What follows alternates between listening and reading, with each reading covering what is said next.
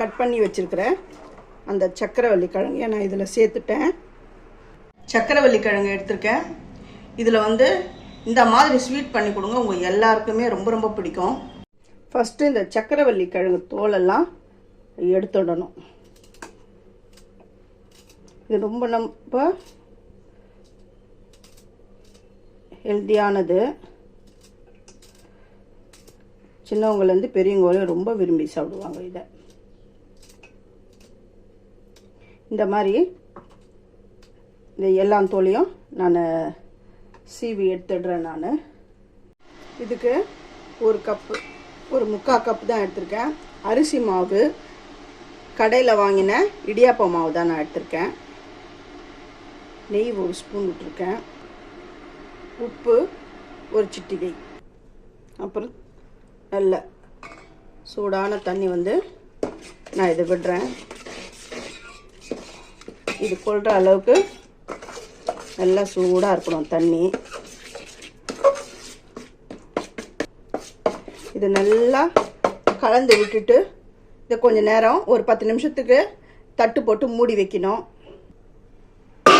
ஒரு 10 நிமிஷம் கழித்து பார்ப்போம். இப்போ இதுக்கு தேவையான பூரணம் செய்யலாம். இந்த மிக்ஸி ஜார் எடுத்துருக்கேன். இதில் வெட்டி வச்சுருக்கிற இந்த தேங்காவை இதில் நான் சேர்க்குறேன். கட் பண்ணி வச்சுருக்கிறேன் அந்த சக்கரவள்ளி கிழங்கு நான் இதில் சேர்த்துட்டேன். இது வந்து மழைலாம் அரைக்கக்கூடாது. இந்த துருவினா மாதிரி பல்ஸ் மோடில் வச்சு தான் எடுக்கணும். இதை இந்த மாதிரி திருவிக்கோங்க. திருவிட்டு சட்டுன்னு செய்யணும், இல்லைன்னா இது வந்து அந்த கலர் மாறிடும். ஒரு பாத்திரம் எடுத்துருக்கேன். இந்த துருவினதை நான் இதில் சேர்த்துடுறேன். ஏலக்காய் பொடிச்சது, சர்க்கரை, நாட்டு சர்க்கரை இருந்தாலும் சேர்த்துக்கோங்க, இல்லைன்னா வெல்லம் பொடிச்சது அது கூட சேர்க்கலாம், அவங்கவுங்க இஷ்டம்தான். இது எல்லாமே ஒன்று சேர்ந்து வர அளவுக்கு நல்லா கலந்துக்கணும். இப்போ இந்த மாவை நல்லா பிசைஞ்சிக்கணும்.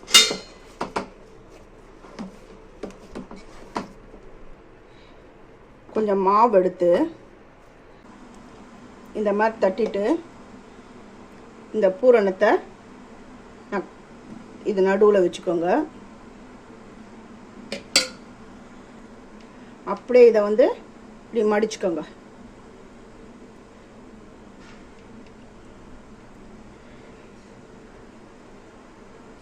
நீங்கள் வாழையில் இருந்தால் கூட அதில் கூட நீங்கள் அழகாக வச்சு செய்யலாம். இப்போ இதை அப்படி வெளியில் வராத அளவுக்கு உருண்டையாக ரோல் பண்ணி வச்சுக்கோங்க. ரொம்ப ரொம்ப ஈஸியான மெத்தட் இது. அவ்வளோதான்.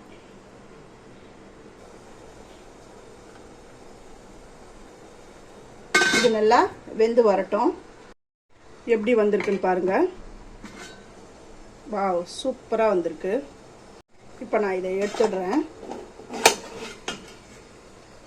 இந்த வள்ளிக்கிழங்கை தோல் நீக்கி கடகடன்னு திருவி உடனே வந்து கொழுக்கட்டை செய்ய ஆரம்பிச்சிடணும், இல்லைன்னா அது வந்து கலர் சேஞ்ச் ஆகிடும். சக்கரவள்ளி கிழங்கு இது நல்லா சாஃப்டாக வந்திருக்கு. இது வருங்க.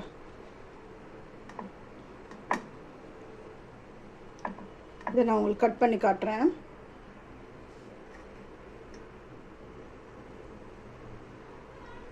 சூப்பராக வந்திருக்கு பாருங்கள்.